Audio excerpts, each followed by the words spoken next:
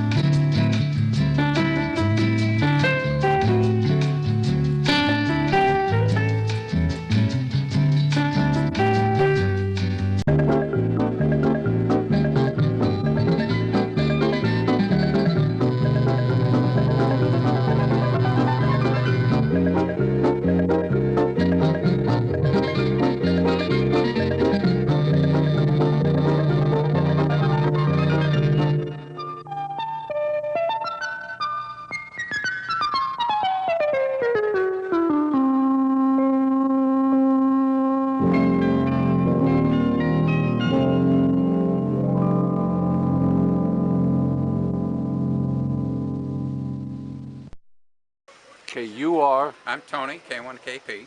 And what are you selling here? I'm not selling anything. I'm kind of doing a market survey to find out if there's interest in this transmitter that I've designed. And let's walk over, and can you tell me something about it? All right, well, it's called the Polar Explorer, and it's a high efficiency transmitter.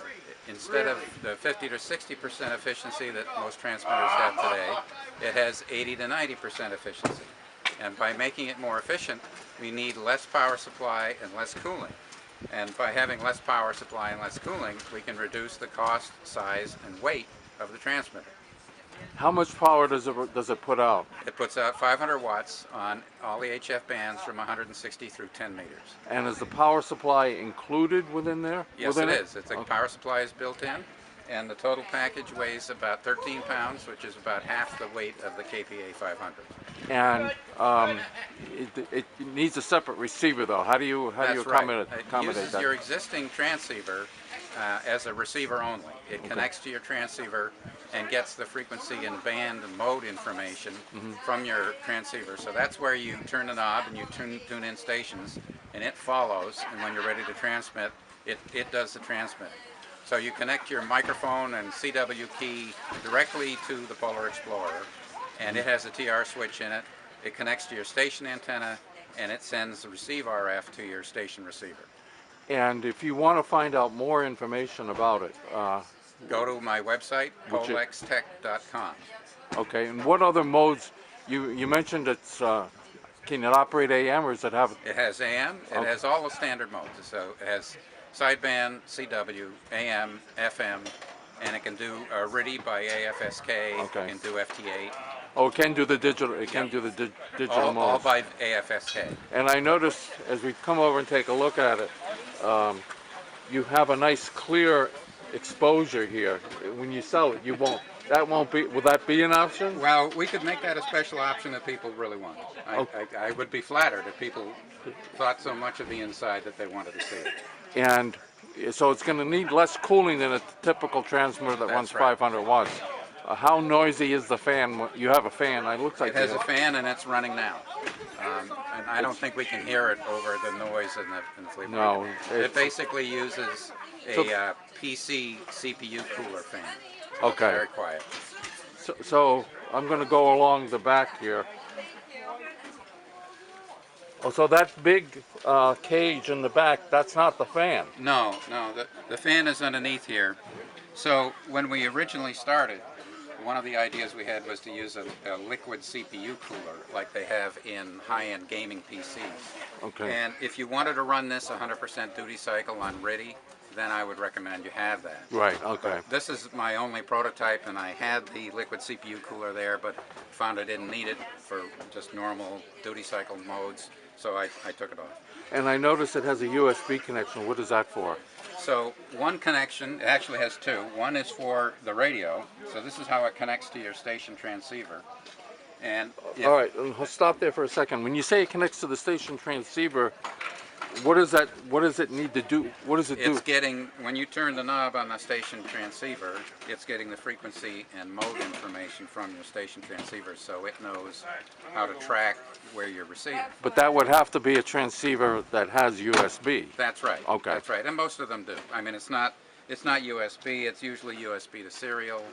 Some of them have LAN connections or whatever. So the only way you can change the frequency is with the That's right. is with That's the right. receiver. It's intended to be mated with a transceiver. And the other USB The other connection. USB is in case you want to use a logging program, Okay. or maybe a program that controls the transceiver. So it has a transfer setup inside. So your computer connects to this, and it thinks it's connecting to your station transceiver, so it can still get frequency and mode for logging or whatever. And I noticed it has the BNC connections for the input. Right. RF. This is for your station antenna, Okay. and it has a TR switch inside. So on receive, it routes the RF to here, which connects to the station receiver. Okay. All right. Thank you very much. Thank you. I-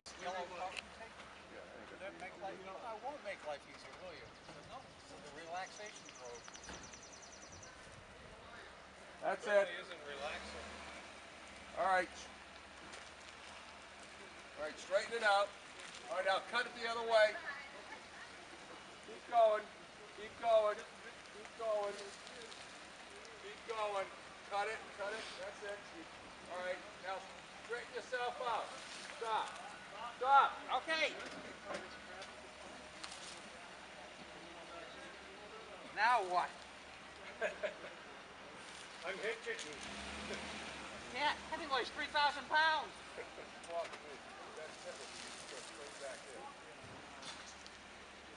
All right, okay, that's good. All right, straight. All right, keep going. Keep going. Keep going. Keep going. You got it. Let me take a look at it. Take a look at that. I'm watching you. Don't worry. Yeah, no. I'm getting deceived by the mirrors.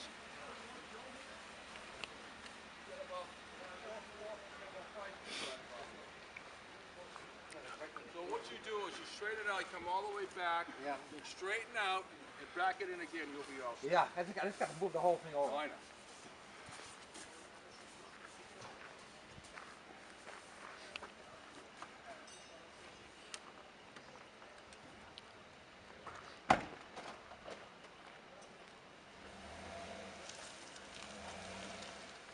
All right, that's good.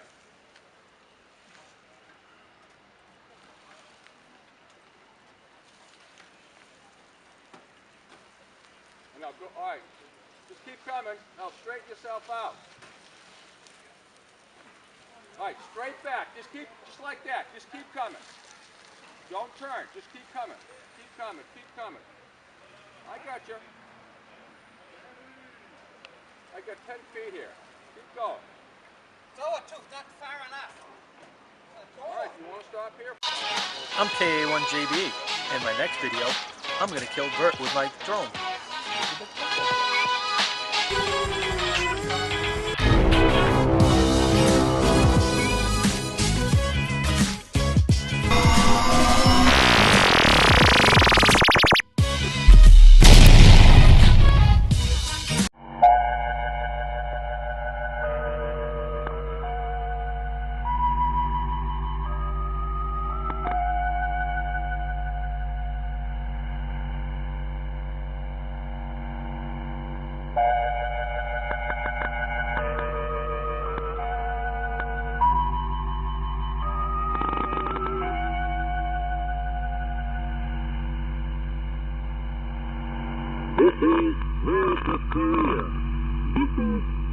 voice of Korea.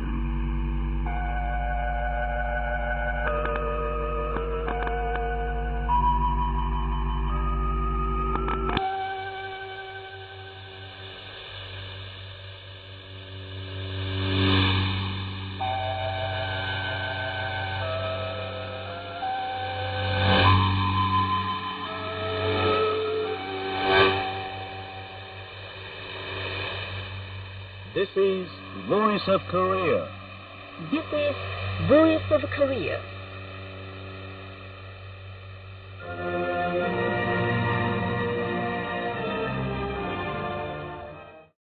Okay, it's Saturday here at Nearfest.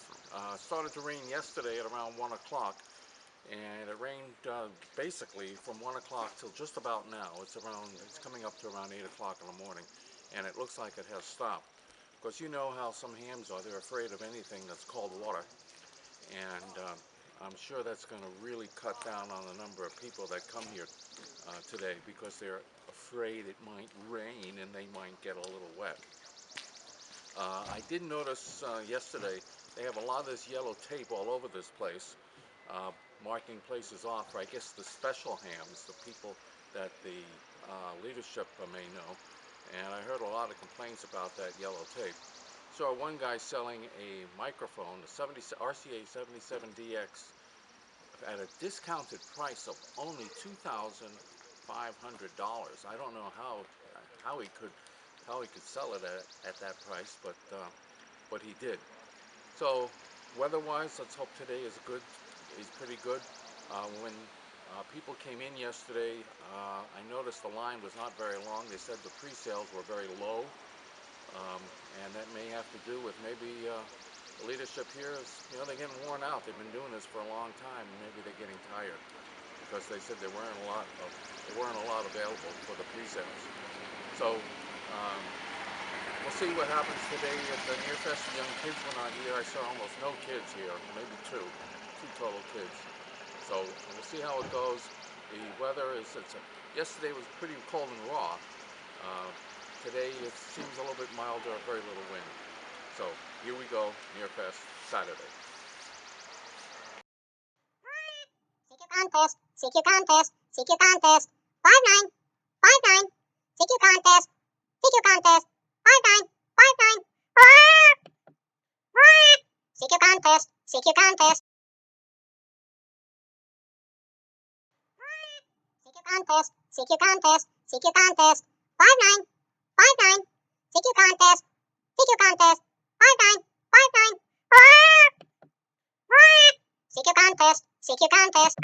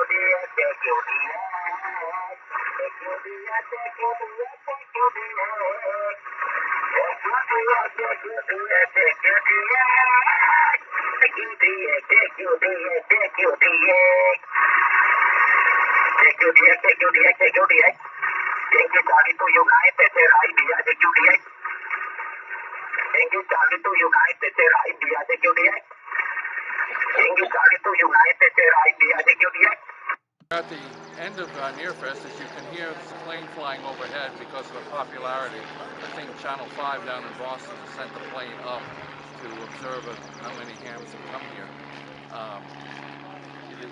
We did not get rain, and a lot of people have begun to show up. It's around noontime. It's around noontime now, and it looks like it turned out to be a pretty good day. I do have my K10IK shirt on here somewhere. Hold on. No, I'm not going to do a striptease, but I hope I'm not going to do a striptease. K10IK. There you can see I'm K10IK. There's a guy with a drone. We're going to see what he does. I'm KA1JB. In my next video, I'm going to kill Bert with my drone. Possibly. And I've seen a lot of decent sized equipment.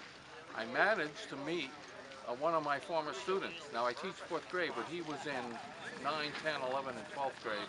I think I had him in 11 and 12th grade. So you'll see a picture of him when you see the video, or you may have seen a picture of him already. So Nearfest, it's spring. It's spring 2018. I hope you've enjoyed seeing what we're going to see. That would be spring 2019.